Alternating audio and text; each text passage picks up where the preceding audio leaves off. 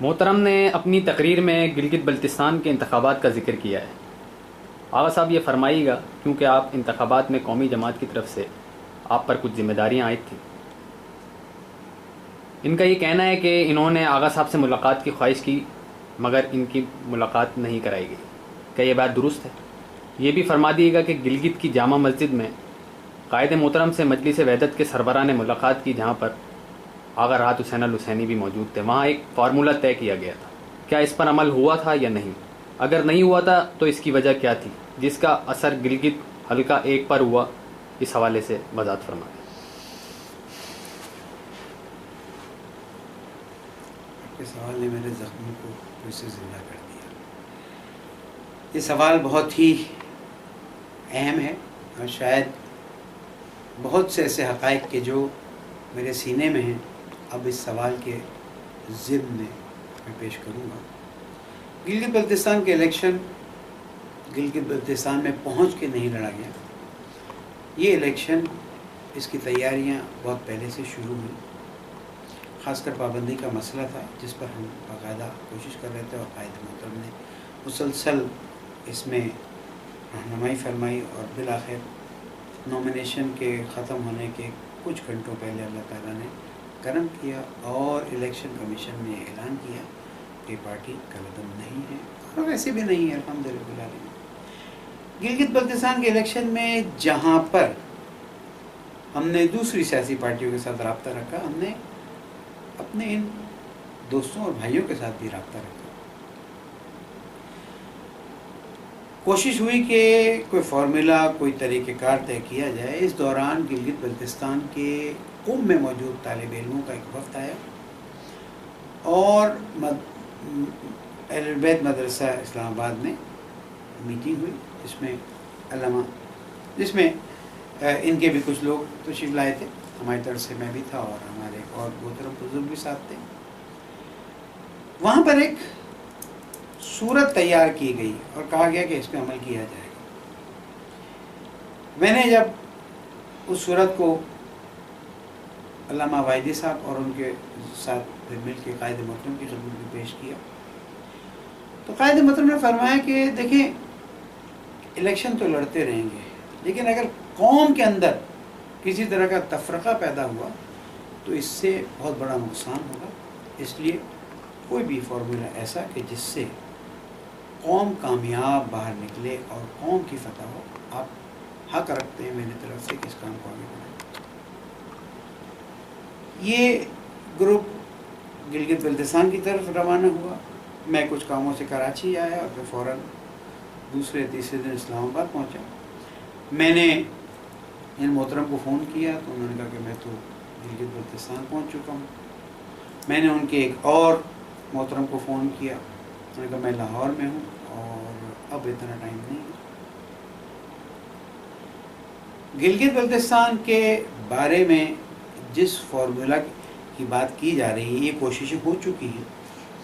اب جب میں گلگت پہنچا ہوں تو وہاں پر ایک میٹنگ بلائی گئی اور اس میں یہ بات کہی گئی کہ ایک فارمولہ تیار کیا جائے اور اس میں آغا صاحب کی بھی موجودگی ضروری ہے، دوسرے لوگوں کی بھی موجودگی ضروری ہے، اور باقاعدہ طور پر الیکشن سے چند دن پہلے اس میٹنگ کو کال کیا جانا تھا۔ آغا راحت صاحب نے جو فارمولہ دیا تھا، جو بات کی تھی، اس میں انہوں نے کہا تھا کہ آپ قائد محترم سے ایک اوکے لے لیں تاکہ پھر فیصلہ کرنے میں مشکل نہ ہو۔ وہ میٹنگ چند لوگوں ختم ہوئی، میں فوراً اپنے جہاں پر رہائش تھی وہاں گیا، وہاں سے میں نے قائد محترم کی خدمت میں ساری گزارشات پیش کی۔ آغا صاحب کا جملہ تھا، میں سمیع صاحب جس فارمولہ پہ سب متحد ہو جائیں اس فارمولہ کو میری ابھی سے اوکے ہے۔ وہ فارمولہ آغا راحت نے مجھے بتا دیا تھا، ابھی میں عرض کرتا ہوں، اور اس معاملے میں آپ پہلے سے کہہ دیں کہ آپ ہمیں فارمولہ نہ بتائیں، اگر وہ فارمولہ قوم کو مشکل سے نکال سکتا ہے، کیونکہ قائد محترم بہت بڑی مشکل دیکھ رہے تھے جو پھر بعد میں ہو گئی، ہماری طرف سے ابھی سے اوکے ہے، کلین اوکے ہے۔ کسی شرط کے بغیر روکے. قائد محترم تشریف لائے. جامع مسجد میں یہ نہیں ہوا، یہ کسی کے گھر میں میٹنگ ہوئی. اس میٹنگ میں قائد محترم بھی تھے، آغایون بھی تھے. اس میٹنگ میں قائد محترم بھی تھے، آغایون بھی تھے، اور ساتھ ساتھ جناب راحت حسین حسینی بھی تشریف فرما تھے. پیپلز پارٹی کی نمائندگی بھی تھی. فارمولا یہ طے پایا کہ 3 حلقے ہیں، 1، 2 اور 3. ایک حلقے میں ایک پارٹی کا نمائندہ، دوسرے حلقے میں دوسری پارٹی کا نمائندہ، اور تیسرے حلقے میں تیسری پارٹی کا نمائندہ. 3 حلقوں میں تینوں. اتفاق ہو گیا، بات طے ہو گئی. یہ وہی جگہ ہے جہاں پر قائد محترم کے زانوں کو ہاتھ لگایا گیا. اور اس کے بعد جب باہر آئے ہیں اور اب تیاری شروع ہوئی ہے، تو پھر ایک میٹنگ بعد میں بلائی گئی اور کہا گیا کہ اس فارمولا پہ عمل نہیں ہو سکتا.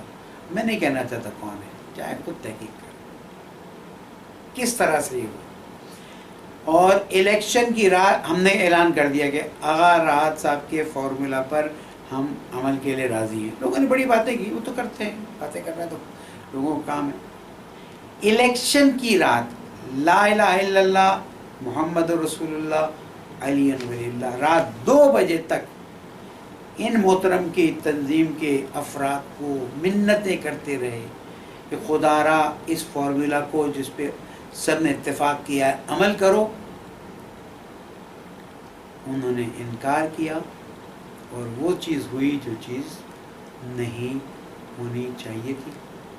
اس کے بعد گلگت بلتستان کے غیور عوام نے کس کو کس طرح سے ڈیل کیا، وہاں کے لوگوں سے پوچھیں اور آپ کو اندازہ ہو جائے گا کہ کس کے پرچموں کو اکھاڑ اکھاڑ کے پھینکے گئے اور کس کے احترام میں استقبالیہ دیا گیا اور کیا صورتحال ہوئی. اس لیے گلگت بلتستان کے الیکشن کے بارے میں بالکل واضح ہے کہ قائد محترم میں جس طرح کی رسمی شرعی قسم کھانیوں کھانے کے لیے تیار ہوں.